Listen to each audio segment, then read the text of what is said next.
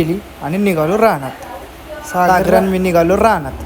मायनं वैरण काढ पहिलवानं घेतली डायरेक्ट डोक्यावर घेतली की आला गाडीपाशी. गाडीवरनं टाकली गाडीवरच आणि गेलो आता वाडीत.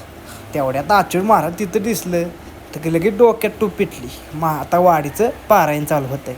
गेलो डायरेक्ट मंडळापासून खाली. तिथनं मंडळापासून खाली गेलो की डायरेक्ट लेफ्ट मारून डायरेक्ट गंधर्वमानेच्या घरापाशीच पोचलो.